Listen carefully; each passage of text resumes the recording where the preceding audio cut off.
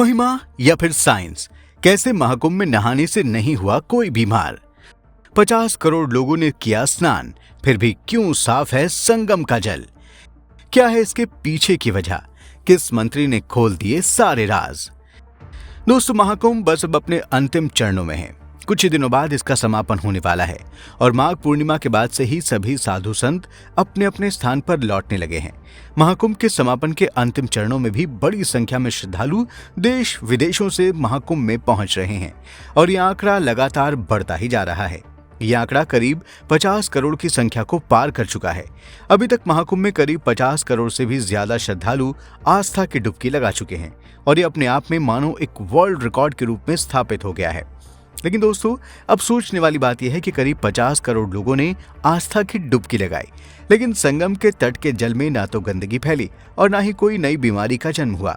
भला ये कैसे संभव है?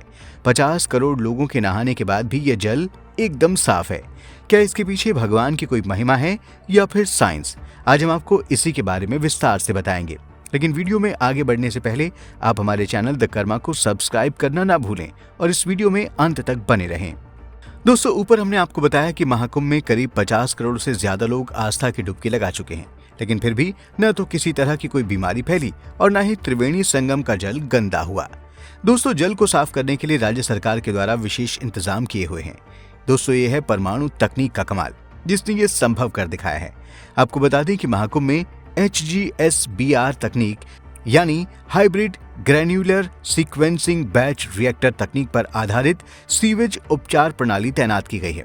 ये संयंत्र गंदे पानी को साफ करने के लिए सूक्ष्म जीवों का उपयोग करते हैं और पानी को साफ रखते हैं और इन्हें अक्सर फीकल स्लज ट्रीटमेंट प्लांट कहा जाता है। दोस्तों, ये संभव हो पाया भाभा परमाणु अनुसंधान केंद्र और कलपक्कम स्थित इंदिरा गांधी परमाणु अनुसंधान के कारण। दोनों ने ही मिलकर यहाँ सीवेज उपचार प्रणाली तैनात की है। दोस्तों, इस बात की जानकारी खुद केंद्रीय मंत्री जितेंद्र सिंह ने दी। मीडिया से बातचीत के दौरान उन्होंने कहा कि ये अनूठी उपलब्धि परमाणु तकनीक पर आधारित सीवेज उपचार संयंत्रों के कारण संभव हुई है। गंगा नदी के तट पर स्थित इन संयंत्रों से महाकुंभ स्थल पर प्रतिदिन लगभग 1.5 लाख लीटर सीवेज का उपचार किया जा रहा है। इस तकनीक की खास बात यह है कि इसमें कम जमीन, बुनियादी ढांचे और कम परिचालन लागत आती है। इस तकनीक में परिचालन लागत लगभग 30 से 60% तक कम हो सकती है। दोस्तों, इसके अलावा गंगा जल से लेकर सामानों की रेडिएशन की जांच भी हो रही है। महाकुंभ में न्यूक्लियर, केमिकल, जैविक, रेडियोलॉजिकल और एक्सप्लोजिव हमले से बचने के लिए लगाई गई टीमें गंगा जल से लेकर अन्य सामानों से निकलने वाले रेडिएशन की जांच कर रही हैं। आपको बता दें कि परमाणु ऊर्जा विभाग DRDO की मदद से महाकुंभ में रेडिएशन को लेकर कई प्रकार की जांच चल रही है। NDRF के साथ CBRN की कई टीमें मिलकर काम कर रही हैं। इनमें कई स्पेशल व्हीकल लगाए गए हैं। परमाणु ऊर्जा विभाग की तरफ से भी विशेष रूप से तैयार कराए गए इक्विपमेंट से लैस व्हीकल भी लगातार मेला क्षेत्र में काम कर रहा है। इस व्हीकल का नाम है MRAL। किसी भी प्रकार की परमाणु ऊर्जा से संबंधित रेडिएशन अगर होता है तो तत्काल उससे बचाव के लिए ये जरूरी कदम उठाए जाएंगे, जिससे न तो किसी नई बीमारी का जन्म होगा और न ही आपदा के पैदा होने का संकट। तो दोस्तों, आपने अक्सर देखा होगा कि गंदे पानी से नहाने से कई तरह की बीमारियां हो जाती हैं। गंदे पानी से नहाने से शरीर में खुजली होना आम है, लेकिन महाकुंभ में देश के कोने कोने से लोग आ रहे हैं, फिर भी ये जल ना तो किसी के नहाने से मैला हुआ है और ना ही गंदा।